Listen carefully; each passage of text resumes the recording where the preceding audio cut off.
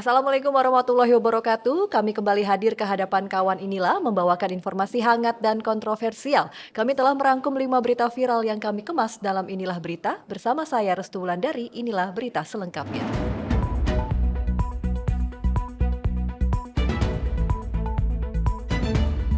Informasi pertama, hari ulang tahun PDIP ke-51 digelar di Sekolah Partai Lenteng Agung, Jakarta Selatan, Rabu 10 Januari 2024. Tetapi tidak ada Presiden Jokowi dan keluarganya. Jokowi dipastikan tidak hadir karena sedang melakukan lawatan ke luar negeri. Tetapi bukan itu masalahnya. Sebab Jokowi mengaku belum mendapat undangan dari PDIP untuk menghadiri HUT partai berlambang kepala banteng itu. Pernyataan tak diundang ini disampaikan Jokowi 1 hari sebelum terbang ke luar negeri. Tetapi Jokowi hanya menyatakan secara singkat dan tidak mengungkap alasan mengapa ia tidak diundang. Dan berikut pernyataan Joko Widodo. Pak, akan terakhir ya. HUT PDIP nggak Pak? Terakhir ya. Akan hadir ke HUT PDIP tanggal 10 Januari Pak. HUT PDIP Pak. Tanggal 10 Januari ini kan ada HUT PDIP. HUT Belum PDIP. dapat undangan. Pak, soal Terima kasih, Pak. ASN yang tidak selesai di 2024 itu apa saja Pak? Dan langkah ke depan akan tetap dibangun seperti apa Pak? Sementara PDIP ternyata memang tidak mengundang Jokowi, tetapi telah mengetahui Jokowi akan keluar negeri di tanggal yang sama dengan HUT PDIP. Namun, anehnya, Jokowi tak memberikan ucapan selamat lewat video atau sekedar mengirimkan karangan bunga. Selain Jokowi, Gibran Rakabuming dan Bobi Nasution juga tidak terlihat. Wah, ini tentu semakin mempertegas ya hubungan tak harmonis antara Jokowi dan Megawati. Jokowi tak mengirimkan karangan bunga dan memberi ucapan selamat diduga lantaran telah mengutus wakil Presiden Ma'ruf Amin ke HUT PDIP. Lalu, apa yang disorot Megawati pada HUT partai yang dipimpinnya kali ini? Berikut cuplikannya. Lupa bahwa negara ini dibuat dengan susah payah, bahwa kita ditekan 3,5 abad oleh para penjajah. Lalu sekarang para elitnya, orang-orang yang sudah berkelayakan, melupakan yang namanya akar rumput, yang namanya wong cilik, yang masih sengsara, yang tidak berkeadilan. Sekali lagi saya katakan, kita setiap warga negara Republik Indonesia, siapakah dia? Akar rumput rakyat, mempunyai hak yang sama di mata hukum. Sekarang hukum itu dipermainkan, bahwa kekuasaan itu dapat dijalankan semau-maunya saja. No, no and no. Wah, kalau yang dulu-dulu biasanya Megawati suka menyanjung atau meledek Jokowi gitu ya, sembari bercanda dalam pidatonya. Nah, di pidatonya kali ini Megawati ternyata menyinggung soal kekuasaan dan keadaan hukum sekarang ini. Megawati dalam pidatonya dengan tegas menyebut sekarang hukum dipermainkan dan kekuasaan itu dapat dijalankan semau-maunya saja. Pernyataan Megawati tersebut tampak seperti sebuah sindiran ya. Dan dengan tidak diundangnya Presiden Jokowi oleh PDIP serta tidak ada ucapan selamat dari Jokowi, ini memang benar-benar nih jadi semakin membuat terpampang nyata begitu ya kalau hubungan Jokowi dan Megawati sedang tidak baik-baik saja. Gimana kalau menurut kawan Inilah? Tulis di kolom komentar ya. Berita kedua, Capres nomor urut 2 Prabowo Subianto terus membahas apa yang terjadi saat debat Capres ketiga Minggu malam lalu. Prabowo memang beberapa kali terlibat debat panas dengan Capres nomor urut 1 Anies Baswedan. Kali ini Prabowo di hadapan peserta konsolidasi relawan Prabowo Gibran di Gor Remaja Riau Selasa 9 Januari menyindir seseorang membalas dukungan dan pengorbanannya dengan kedengkian. Prabowo tak menyebut nama, tetapi publik tentu paham siapa orang yang dimaksudnya. Dan berikut pernyataan Prabowo. Ada manusia-manusia yang mukanya tebal banget, luar biasa. Saya kadang-kadang tidak bisa menjawab karena saking terkesimanya. Ada manusia yang macam begitu.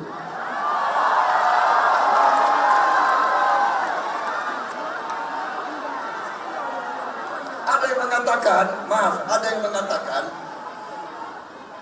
mengatakan karena saya ini juga hobi saya pelihara hewan. kita kasih makan ke hewan, hewan itu baik sama kita. Tapi ada manusia yang kita memberi dukungan, kita memberi segalanya,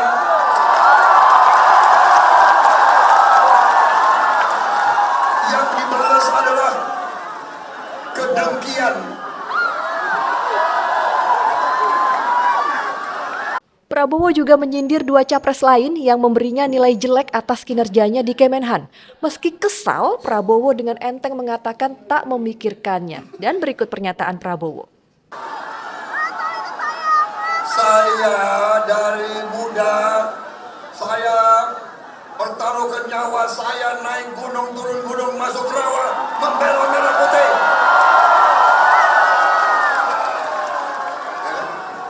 Dikasih nilai sekian, emang gue pikirin. Tetapi ya, kalau kita telaah ada yang tidak konsisten nih di sini. Prabowo mengaku tidak akan menyerang lawannya ketika didebat, bahkan mengaku tidak memikirkannya. Tetapi di luar debat, Prabowo seakan melepaskan semua kejengkelannya. Gimana menurut kawan inilah? Boleh ya tulis di kolom komentar. Kita ke berita ketiga, ini masih mengenai Prabowo. Kawan inilah debat capres ketiga rupanya membuat kubu Prabowo Gibran sangat berang. Mereka merasa banyak informasi dan data fitnah yang diungkapkan capres lawan. Buntutnya, Pendekar Hukum Pemilu Bersih PHPB melaporkan Anies Baswedan ke Badan Pengawas Pemilu. Perwakilan PHPB, Subadria Nuka, mengatakan beberapa pernyataan Anies dinilai menyerang personal Prabowo Subianto, seperti soal anggaran pertahanan yang disebut mencapai angka 700 triliun rupiah, kepemilikan pengelolaan lahan pribadi hingga penilaian kinerja Prabowo di Kemenhan dengan skor 11 dari 100. Menurut mereka, jumlah anggaran Kemenhan tidak mencapai 700 triliun rupiah. Begitu juga tanah, tidak benar seluas 340.000 hektar. Sebab berdasarkan laporan harta kekayaan penyelenggara negara, Prabowo tercatat memiliki tanah dan bangunan senilai sekitar 275 miliar rupiah. Soal tanah juga dibahas Prabowo konsolidasi relawan Prabowo Gibran di Gor Remaja Riau Selasa 9 Januari lalu ya. Dan berikut pernyataan Prabowo. Saudara-saudara, ada pula ya saudara-saudara, ada pula yang nyinggung-nyinggung. Punya tanah berapa, punya tanah ini. Dia pintar atau goblok sih?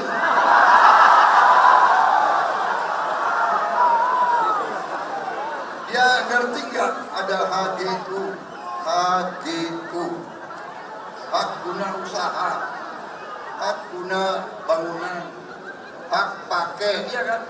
Itu tanah negara, saudara.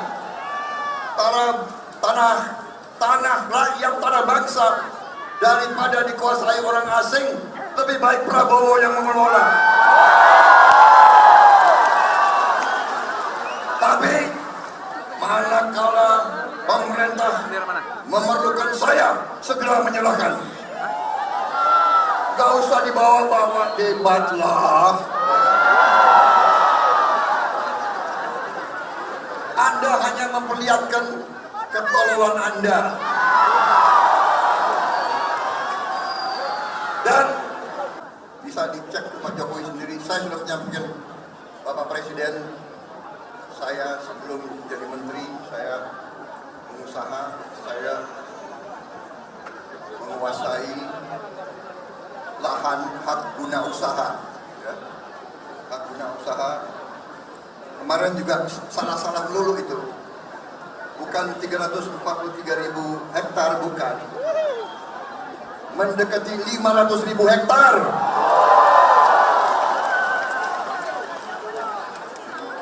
Bantahan juga sebenarnya telah disampaikan Prabowo ketika Anies mencecarnya soal tanah Prabowo seluas 340.000 hektar. Dan Anies membandingkannya dengan separuh prajurit TNI yang belum memiliki rumah. Tetapi ketika itu moderator melarang Prabowo menyela Anies. Nah, kalau lupa dengan pernyataannya seperti apa, berikut kami tampilkan cuplikan pernyataan Anies. Sebelum saya menjawab pertanyaan itu, saya mengklarifikasi tadi data yang meleset. Maaf Pak Prabowo, angkanya terlalu kecil. Bukan 320 hektar, tapi 340.000 hektar. Saya klarifikasi. Kemudian Itu pun salah. melanjutkan Itu pun salah. atas saya sampaikan. Mas Anies, Pak itu Prabowo, jangan Pak Prabowo, data yang salah. Pak Prabowo, mohon maaf, ini mohon nanti tenang ada dulu kesempatannya, hadirin. baik. Mohon tenang. Harap tenang. Mohon tenang. Harap tenang. Harap tenang. Baik, kita akan lanjutkan. Namun, bukan netizen Indonesia namanya kalau tak menyimpan rekam digital. Mereka pun mengungkit memori debat Capres 2019 antara Jokowi dan Prabowo. Ternyata data tanah Prabowo seluas 340 hektar itu juga dilontarkan Jokowi kepada Prabowo saat sama-sama bersaing dalam pemilu presiden. Kalau lupa, kami simak lagi ini berikut pernyataan Jokowi tahun 2019 silam. Saya tahu Pak Prabowo memiliki lahan yang sangat luas di Kalimantan Timur. Mohon maaf.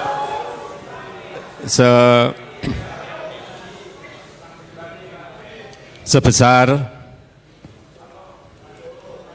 220.000 hektar.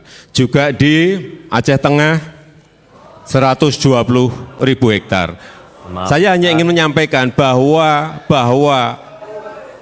pembagian seperti ini tidak dilakukan masa pemerintahan saya. Wah, luar biasa ya netizen. Prabowo sendiri sebenarnya mengakui memiliki tanah yang super banyak. Tetapi menurutnya tanah-tanah itu bukan hak milik. Ia pun akan mengembalikannya kepada negara apabila diminta. Wow, gimana nih menurut kawan inilah? Bener nggak tuh akan dikembalikan? Masih soal debat calon presiden ketiga bisa disebut lebih panas daripada debat sebelumnya. Sampai-sampai Presiden Jokowi ikut mengomentarinya. Jokowi menilai jalannya debat ini lebih terlihat seperti adu serang personal dan minim substansi dari visi masing-masing kandidat. Ia juga meminta KPU mengevaluasi formatnya agar menjadi lebih baik lagi dengan membuat rambu-rambu. Namun, Jokowi memastikan pernyataannya bukan ditujukan kepada calon tertentu tetapi kepada semua calon presiden. Berikut cuplikan keterangan Joko Widodo. Saya berbicara untuk ketiga calon dan untuk perbaikan-perbaikan ke depan. Juga untuk introspeksi kita semuanya, untuk evaluasi kita semuanya. Saya tidak berbicara satu calon atau dua calon. Ya. Tetapi apabila ditilik ya pernyataan Jokowi sebelumnya memang seperti mengarah nih kepada pihak tertentu. Penasaran nggak? Nah ini dia nih berikut pernyataan Jokowi. Yang kelihatan justru saling menyerang, yang sebetulnya nggak apa-apa, asal kebijakan, asal policy, asal visi yang diserang, nggak apa-apa. Tapi kalau sudah menyerang personal, pribadi yang tidak ada hubungan dengan konteks debat tadi malam mengenai hubungan internasional, mengenai geopolitik, mengenai pertahanan dan lain-lainnya, saya kira kurang memberikan pendidikan, kurang mengedukasi masyarakat yang menonton. Saya kira akan banyak yang kecewa, sehingga debatnya memang perlu diformat lebih baik lagi. Ada rambu-rambu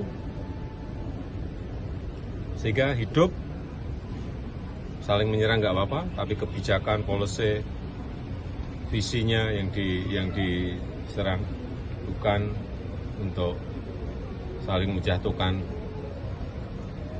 dengan motif-motif personal. Saya kira nggak baik dan nggak mengedukasi. Capres nomor urut 2, Anies Baswedan ini mengaku nih terkejut karena Presiden Joko Widodo ikut berkomentar soal debat Capres. Meski demikian, Anies enggan menanggapi lebih jauh lagi soal sikap Jokowi itu dan menyerahkannya ke publik untuk menilai. Nah, berikut pernyataan Anies Baswedan. Sebenarnya yang dibahas tadi malam adalah semua soal kebijakan. Kebijakan-kebijakan yang dilakukan, dan ini adalah bagian dari publik bisa melakukan penilaian atas kebijakan-kebijakan yang dibuat. Malah aneh kalau dipandang sebagai personal, ini sama sekali nggak ada personal. Semuanya adalah tentang kebijakan, bisa direview ulang kok apa yang tadi kemarin dibahas. Jadi malah saya agak terkejut kok Pak Presiden ikut komentar soal debat ya. Jadi saya rasanya nggak mau komentar terlalu banyak dah. Biar publik aja nanti yang menilai. Ada juga komentar dari Pak Presiden soal alutsista. Wah, kalau Anies Baswedan bingung, apalagi masyarakat ya, mungkin lebih bingung. Sebenarnya etis tidak ya apabila seorang presiden ini berkomentar soal debat capres? Karena ada sejumlah pendapat nih dari pengamat politik, salah satunya dari Ray Rangkuti, Jokowi selaku Presiden RI memang sejatinya tidak boleh mengomentari teknis atau cara serta materi debat dari pasangan capres-cawapres manapun. Menurutnya, Jokowi sebagai presiden ini boleh memberikan komentar terkait materi debat apabila ini maksud kami menyangkut dengan dirinya atau kebijakan pemerintahannya dan bukan terkait dengan personal capres tertentu. Sulit ya sepertinya karena posisinya di sini nih putra sulung Jokowi Gibran Rakabuming Raka menjadi cawapres mendampingi Prabowo Subianto. Jadi mungkin komentar Jokowi ini sebagai masukan atau saran atau mungkin ultimatum mengingat debat selanjutnya adalah debat cawapres sehingga debatnya bisa lebih berbobot dan putranya Gibran tidak diserang secara personal seperti yang dialami Prabowo. Gimana kalau komentar kawan inilah? Tulis ya di kolom komentar. Kita sampai ke berita terakhir, ke berita kelima. Tidak penting tetapi menggemaskan seperti biasa. Pasca debat capres ketiga viral nih di media sosial terkait cuitan pribadi Wakil Ketua Umum Partai Gelora Fahri Hamzah. Dalam akun X Twitter miliknya, Fahri menyebut ketimbang memperdebatkan dan iri terhadap harta orang lain, lebih baik publik bertaruh nih soal siapa calon yang akan menjadi tersangka setelah pemilu terselenggara 1 putaran. Nah, pernyataan Fahri Hamzah ini menyulut reaksi netizen. Seperti yang dilontarkan akun Afnan Boma yang menulis seperti ini nih. Ngomong soal harta halal tapi kok ngajak taruhan, Pak? Wah, gimana ya itu ya? Ada juga yang berkomentar, kadang terhibur sekali nih dengan gerombolan penikmat niretik Prabowo Gibran ini. Sekarang dia sedang menormalisasi tersangka korupsi adalah orang-orang yang berseberangan dengan rezim. Standar etiknya sudah rusak. Wow, sedangkan akun Dedoi Pitopang menulis lebih tajam lagi nih. Wow, sudah kalian siapkan skenarionya? Gak nyangka kata-kata ancaman keluar dari mulut seorang Fahri Hamzah. Ternyata kamu sampah. Ups. Duh, cuitan Fahri Hamzah ini sepertinya bukan sembarang cuitan ya. Serem loh, memancing rasa penasaran juga amarah netizen ya. Kalau boleh menerka, memang siapa ya kira-kira calon yang akan jadi tersangka seperti yang dimaksud Fahri Hamzah? Kawan bisa tebak? Kalau bisa langsung tulis aja di kolom komentar ya. Baik, demikian inilah berita kali ini. Jangan lewatkan inilah berita berikutnya. Jangan lupa juga untuk like, komen, dan subscribe ya kawan ya. Dapatkan juga informasi lengkap seputar pemilihan umum di kanal pemilu.inilah.com. Saya Restu Landari, wassalamualaikum warahmatullahi wabarakatuh dan sampai jumpa.